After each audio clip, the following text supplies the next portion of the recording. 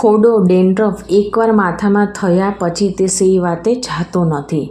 તો ફ્રેન્ડ્સ, આપણે હજારો રૂપિયાના આની પાછળ શેમ્પૂના ખર્ચાઓ કરી નાખતા હોઈએ છીએ, પરંતુ આ શેમ્પૂ આપણે વાળે ઘડે માથામાં લગાવવાના કારણે તે શેમ્પૂની સાથે સાથે વાળ પણ પાણીમાં જતા રહે છે, બરાબર ને? પરંતુ ખોડો કે ડેન્ડ્રફ છે ને એ માથામાં એની એ જગ્યાએ જ રહે છે, મતલબ કે ખોડાનો નિકાલ થતો નથી. તો તમને આના લીધે છે ને માથામાં ખંજવાળ પણ આવતી હોય છે, અથવા બીજા કોઈ કારણોસર પણ ખંજવાળ આવતી હોય છે. તો ફ્રેન્ડ્સ, આજે મારા સાસુ એ વર્ષ થી એક ઉપાય તેના માથામાં કરે છે, જે હું તમારી સાથે લઈને આવી છું. તો મારા સાસુને માથામાં બિલકુલ ખોડો નથી કે તેમને માથામાં ખંજવાળ નથી આવતી, એટલે મને એવું લાગ્યું કે આ ઉપાય હું તમારી સાથે શેર કરું, જેનાથી જે લોકો વર્ષો જૂનો જેમને ખોડો થયો છે, જેમને ખંજવાળ આવે છે, એ લોકોને રાહત થાય, એ લોકોને હંમેશા માટે આમાંથી 100% છુટકારો મળી જ જશે. તો તેના માટે આપણે હેર ઓઇલ બનાવવાનું છે. તો અહીંયા મેં 6 થી 7 નંગ જેટલા મોથ લીધેલા છે. જો તમારી પાસે અવેલેબલ હોય તો નાખવાનું, નકર ના નાખો તો પણ ચાલે, આ બિલકુલ ઓપ્શનલ છે. તો મારી પાસે હતું એટલે હું આમાં એડ કરી રહી છું, જેને આપણે ખાવણી દસ્તામાં ખાંડી લઈએ. તો આને ખાંડવું એ ખૂબ જ હાર્ડ છે, કેમ કે આ બહુ જ કઠણ હોય છે. તો આપણે દસ્તો મારીએ તો 2 થી 3 ટુકડા થાય એટલું આપણે ખાંડવાનું, વધારે ખાંડવાની જરૂર નથી.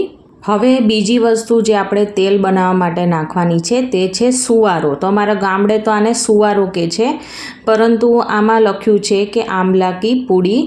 તો આ રીતના લખેલું તમને પેકેટ કોઈ પણ કરિયાણાની દુકાનમાં આસાનીથી મળી જશે. તો આ સુવારો ને તેની સાથે આ સુગંધીધાર આ રીતના ગ્રીન કલરનું લિક્વિડ આવે છે, કે જેનાથી આપણું જે ઓઇલ છે ને એકદમ સુગંધીદાર બનશે. એટલે જ્યારે આપણે માથામાં નાખશું ને તો એકદમ સરસ લાગશે. તો આ સુવારો મેં અહીંયા 4 મોટી ચમચી લીધેલી છે, અને અહીંયા આપણે એક નાનું બટકું એવું દૂધી મેં અહીંયા ખમણીને લીધેલી છે. તો આ સુવારોમાં એટલી બધી એવી જડીબુટ્ટીઓ નાખેલી હોય છે કે જેનાથી જ તમને ખોડો છે ને બિલકુલ તેનો નિકાલ થઈ જશે, અને ખંજવાળ તો બિલકુલ નહીં આવે. અને આ તેલ બનાવવા માટે તમારે હંમેશા છે ને કોઈ પણ મોટું જ વાસણ લેવાનું. હવે આ બધા મસાલામાં આપણે છે ને આ અધકચરું વાટેલું મોથ નાખીશું. જો આ રીતના મેં નાખી દીધેલું છે, અને હવે આપણે હાથેથી જ આ બધી વસ્તુને મિક્સ કરી દઈએ, એટલે એકાબીજા સાથે આ બધી વસ્તુ સારી રીતે મિક્સ થઈ જશે. અને ફ્રેન્ડ્સ, આ બધી વસ્તુ આ રીતના એકદમ બરાબર 1 થી 2 મિનિટ જેવું તેને મસળીને તમારે મિક્સ કરવાનું. જો આ રીતના હું કઈ રીતના કરી રહી છું તો એ રીતના જ તમારે કરવાનું. અને આ એકદમ સરસ મિક્સ થઈ ગયું છે ને. હવે આને ઢાંકી 1 કલાક માટે રહેવા દઈશું. તો ફ્રેન્ડ્સ, અહીંયા 1 કલાક થઈ ગયો છે. તો હવે ખોલીએ છીએ. જો કેટલું સરસ એવું મિક્સ થઈ ગયું છે.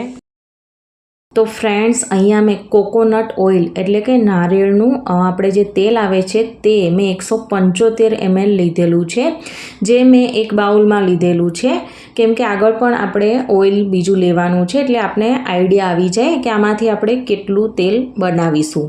તો આ કોકોનટ ઓઇલ છે એ આપણે મિક્સ કરેલા મસાલા છે એમાં આપણે એડ કરીએ.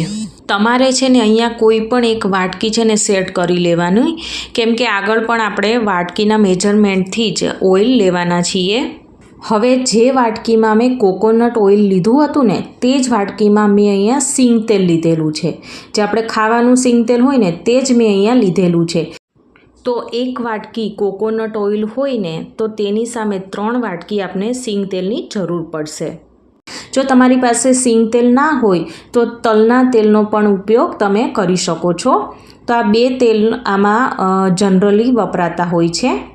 તો અહીંયા આપણે બધું 1 મિનિટ જેવું સારી રીતે મિક્સ કરી લઈએ, એટલે તેલ સાથે આપણે જે કંઈ આ મસાલા એડ કર્યા છે એ બધા સારી રીતે મિક્સ થઈ જશે. હવે આને ઢાંકી આપણે આખી રાત તેને પલળવા માટે મૂકી દઈશું, એટલે જે કંઈ આપણે સુવારો દૂધીને બધું નાખેલું છે એ બધાનો દળ છે એ ઓઇલમાં આવી જશે. હવે આપણે ગેસ ઓન કરીશું અને ઓવરનાઇટ પલળ્યા પછી અહીંયા જુઓ તેલ છે ને એ એકદમ સારી રીતે એકદમ મસાલાવાળું બની ગયું છે. તમે જુઓ તો અત્યારે એકદમ સરસ એવી આપણે જે સુવારોને બધું નાખ્યું છે ને એની સુગંધ આખા ઘરમાં આવી રહી છે. તો અહીંયા પહેલાં છે ને આપણે એકદમ સ્લો ગેસ રાખીશું, કેમ કે આપણે જે કંઈ આમાં મસાલા એડ કર્યા છે એ બધા છે ને ઉભરાઈને આવશે ઉપર, એટલે કે તેલ જેમ જેમ ઉકળશે ને એમ ઉભરાશે. તો અહીંયા તમારે ગેસની નજીક જ રહેવાનું, કે આઘા પાછા નહીં થવાનું, નગર તમારો ગેસ છે ને આખો ભરાઈ રહેશે તેલ. તો તમારે આ રીતના ચમચાથી વાડે ઘડે મિક્સ કરતા રહેવાનું. થોડી વારમાં ફ્રેન્ડ્સ અહીંયા જો તેલ છે ને એકદમ સારી રીતે ઉકળવા લાગ્યું છે અને આ રીતના જો ઉપર આવવા લાગ્યું છે. આપણે દૂધનો ઉભરો આવે ને એમ જ આ રીતના ઉભરાય તેવું આપણને જણાઈ રહ્યું છે. તો ફ્રેન્ડ્સ આ રીતના કન્ટિન્યુ આપણે ચમચો ફેરવતા રહીશું એટલે કાંઈ વાંધો નહીં આવે. અને આને ઉકાળતા છે ને ફ્રેન્ડ્સ ધીમા ગેસ ઉપર આપણે 30 મિનિટ એટલે કે અડધા કલાક જેટલો સમય લાગશે. હવે તેલ બન્યું છે કે નહીં એ તમને કેમ ખબર પડશે? તો ફ્રેન્ડ્સ અહીંયા ગેસના ફ્લો ઉપર આધારિત છે. તો અમુકના ગેસમાં ફ્લો વધારે હોય ગેસનો, તો અમુકના ધીમો કર્યા છતાંય વધારે ફ્લો હોય. તો તેલ એકદમ પાકી જશે ને એટલે ઉભરાવાનું બંધ થઈ જશે, તે એકદમ નીચે બેસેલું રહેશે. તે બિલકુલ જો અત્યારે ઉભરાઈ રહ્યું છે ને તેવું ઉભરાશે નહીં. તો અડધી કલાકમાં તો તમને આવું દેખાશે જ. તો ફ્રેન્ડ્સ એવું દેખાય એટલે તમારે સમજવાનું કે તેલ છે ને એકદમ સરસ પાકી ગયું છે, તો તેલ બનીને તૈયાર થઈ ગયું છે. તો ફ્રેન્ડ્સ અહીંયા જુઓ અડધી કલાક પછી આપણે જે ઓલા ફીણ દેખાતા હતા ને એ દેખાવા બંધ થઈ ગયા છે અને તેલ છે ને જુઓ આ રીતના બિલકુલ ઉપર નથી આવતું. જુઓ ફ્રેન્ડ્સ અહીંયા, અને ધુમાડાએ નીકળવા લાગ્યા છે. તો આટલી વસ્તુ થાય ને એટલે બસ આપણું તેલ છે ને બનીને તૈયાર થઈ ગયું છે. તો હવે આપણે ગેસની ફ્લેમ બંધ કરી દઈએ અને આને સાઈડમાં ઠરવા માટે મૂકી દઈશું. તેલ એકદમ સરસ આપણે તપેલીને અડી શકાય તેટલું ઠરી ગયું છે. એટલે મારા સાસુ આ રીતના જુઓ કોઈ પણ એક પાતળો એવો આપણે કાપડનો કટકો હોય ને એ અહીંયા લઈ લેવાનો છે અને એ અહીંયા લીધેલો છે. તો તેમાં આપણે તેલને ગાળી લેશું એટલે જે કાંઈ આપણે બધો મસાલો નાખ્યો છે એ બધો જ આમાં કપડામાં રહી જશે અને તેલ છે એ નીચે નીતરીને આવી જશે. તેલ ગળાઈ જાય એટલે આ રીતના કટકાના ચારેય છેડા પકડી જો આ રીતના એકદમ હળવે હાથે લઈ લેવાનું અને સાઈડમાં તેને મૂકી દેવાનું.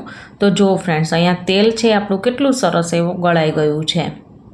તો હવે આપણે મેં તમને પહેલાં જે પડીકી બતાવી હતી ને સુગંધ માટે, તો એ સુગંધીદાર પડીકી હવે આપણે આમાં એડ કરીશું. તો તેમાંથી આપણે અડધી જેટલી પડીકી જ આપણે વાપરીશું અત્યારે. તો તે આપણે એડ કરી દઈએ અને એકવાર બધું મિક્સ કરી લઈએ. અત્યારે મારી પાસે આ તેલની ખાલી બોટલ પડેલી છે, તો હું આમાં જ આપણે આ હેર ઓઇલ જે બનાવ્યું છે ને એ બધું જ આમાં ભરી દઈશ. તો તમારી પાસે આવી કોઈ પણ બોટલો પડી હોય ને તો તેમાં તમારે ભરી લેવાનું.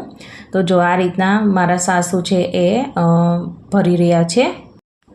તો આ બોટલ મારે જો અહીંયા આખી છલોછલ ભરાઈ ગઈ છે અને થોડું એવું તેલ વધ્યું છે. તો આ મારે છે ને 500 mlની આ બોટલ છે તેલની, અને થોડું તો ઉપર તમે સમજી શકો કે 50 ml જેવું તેલ હશે.